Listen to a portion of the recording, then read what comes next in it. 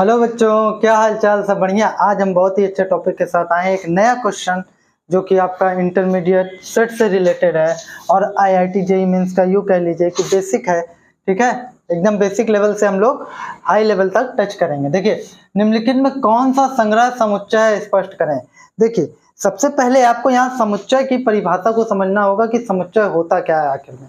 देखिए, वस्तुओं की सुपरिभाषित संग्रह को समुच्चय कहते हैं। मतलब एक टाइप का कलेक्शन होता है सेट, जो कि आप क्या करते हैं, कोई भी वस्तु ले उसका कलेक्शन ले लीजिए, सेट कहेंगे। लेकिन यहाँ एक वर्ड है सुपरिभाषित। सुपरिभाषित का मतलब आप स्पष्ट रूप से बता पाए कि वो उस सेट में है कि नहीं, वो अवयव या एलिमेंट उस सेट में है कि नहीं। कलेक्शन में आल्दो वो आएगा, लेकिन सेट में है कि नहीं ये जरूरी नहीं होगा। ये बात पर निर्भर करेगा कि वो सुपरिभाषित है कि नहीं। जैसे क्लास में सभी लंबे बच्चों का समुच्चय, अब अगर कोई लंबा है तो अगला उससे थोड़ा और लंबा है, तो आप लंबे की क्या परिभाषा देंगे। सभी अमीर व्यक्तियों का समुच्चय। अब अमीरी की डेफिनेशन तो सबके अकॉर्डिंग अलग अलग होता है। कुछ लोग कहते हैं कि भले पैसा नहीं कमाए लेकिन दिल से बहुत अमीर है। ठीक है, और गुण के हिसाब से तो कभी भी आप लोग समुच्चय को ले ही नहीं सकते। जैसे अमीरी, गरीबी, सुंदरता, ठीक है, कायरता, ये सब आप समुच्चय में नहीं लेंगे। इस तरह के संग्रह को आप कभी भी समुच्चय नहीं कहेंगे। तो आइए देखते हैं कौन सा सेट है, कौन सा सेट नहीं है। भारत के बुद्धिमान खिलाड़ियों का संग्रह। अब भारत के बुद्धिमान खिलाड़ियों का संग्रह, क्या ये सेट है? आप ही बताइए। किसी के लिए विराट कोहली बुद्धिमान है तो किसी के लिए विराट कोहली एकदम खत्म है। जैसे गौतम गंभीर कभी विराट कोहली को बुद्धिमान मानेंगे ही नहीं। तो बुद्धिमान क्या है, एक तरीके का गुण है, और गुण सेट में आएगा है ही नहीं। तो ये संग्रह कभी भी समुच्चय नहीं हो सकता। ठीक है, तो यहाँ पर आप उत्तर लिखेंगे। पहला है बुद्धिमान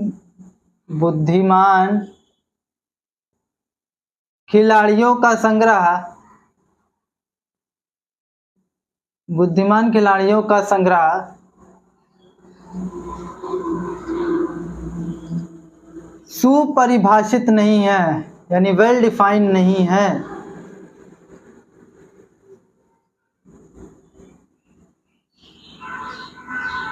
नहीं है, इसलिए यह समुच्चय यानी कि सेट नहीं है। ठीक है, नेक्स्ट, भारत में पाए जाने वाले सभी खतरनाक जानवरों का संग्रह। अब खतरनाक जानवरों के संग्रह में आप क्या कह पाएंगे? ठीक है, बहुत से लोग क्या बोलते हैं, सांप से डरते हैं। मान लीजिए जानवर लेना है हमको, मान लीजिए बहुत से लोग शेर से डरते हैं, बहुत लोग कहते हैं हम शेर से नहीं डरते। और कुछ जानवर होते हैं, कुछ लोग गाय से डरते हैं, कुछ लोग गाय से नहीं डरते हैं।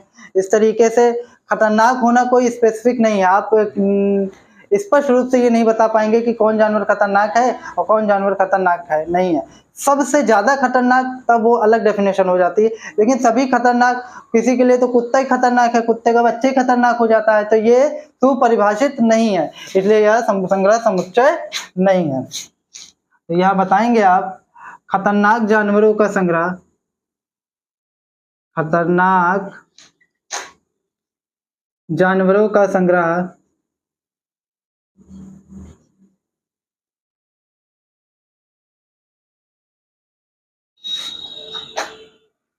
सुपरिभाषित नहीं है।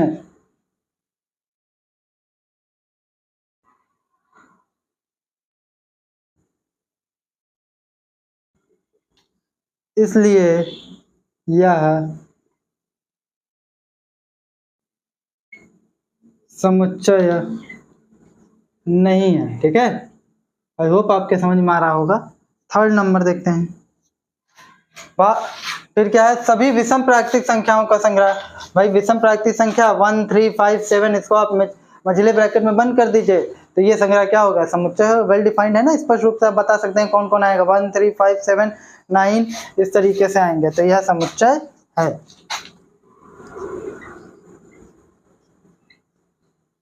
क्यों समुच्चय है? क्योंकि ये सुपरिभाषित है, वेल डिफाइंड है।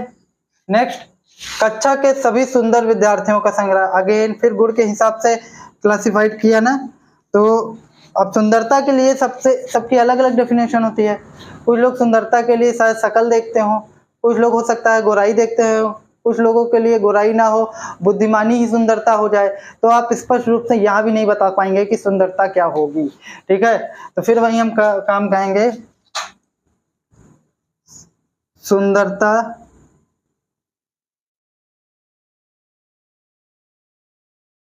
होने का गुण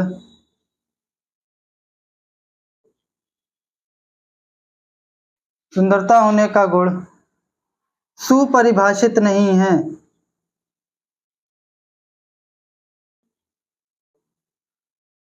सुपरिभाषित नहीं है, इसलिए यह समुच्चय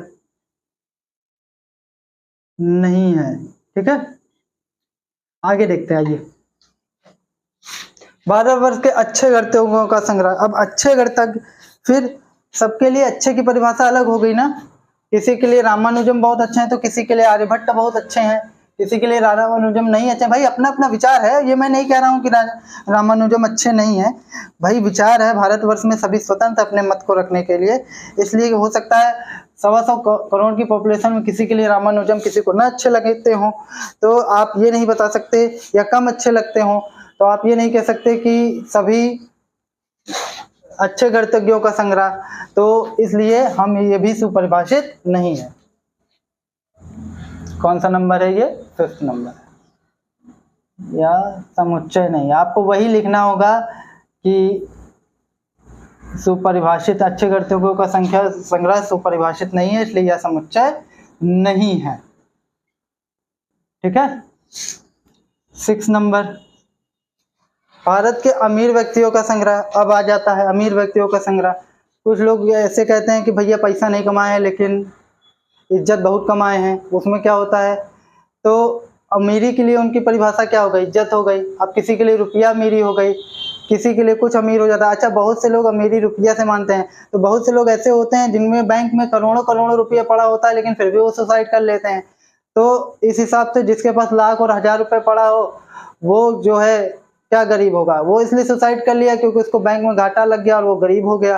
तो इसलिए अमीरी की परिभाषा भी कोई सुपरिभाषित परिभाषा नहीं है। ठीक है, इसलिए ये संग्रह समुच्चय नहीं है। यह संग्रह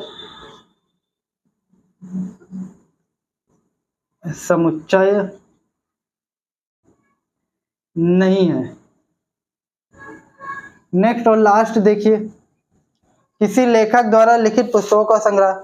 ये समुच्चय होगा भाई। जैसे मुंशी प्रेमचंद ने जितनी भी पुस्तकें लिखी है उनका आप एक सेट बना लीजिए, मतलब उन सबको आप लेकर आइए। लिमिटेड तो है ना, अनलिमिटेड भी होते तो कोई प्रॉब्लम नहीं, लेकिन आप स्पष्ट रूप से बता तो पा रहे हैं ना कि कौन कौन से आएंगे। भाई तुलसीदास ने जो जो लिखा है, रामायण वगैरह जो भी लिखा हो, उसको आप एक मझले ब्रैकेट में बंद कर दीजिए, तो वो भी एक संग्रह हो गया। इस तरीके से यह एक समुच्चय है।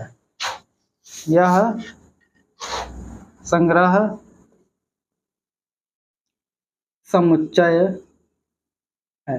तो इससे ये क्लियर हो गया कि हर तरीके के कलेक्शन को, संग्रह को आप सेट नहीं कहेंगे, बल्कि हर सेट एक कलेक्शन होता है। कलेक्शन का एक स्पेशल रूप ही सेट होता है। तो उम्मीद करते हैं आपको ये वीडियो पसंद आया होगा। अगर पसंद आया हो तो वीडियो को लाइक, कमेंट और सब्सक्राइब जरूर करिएगा।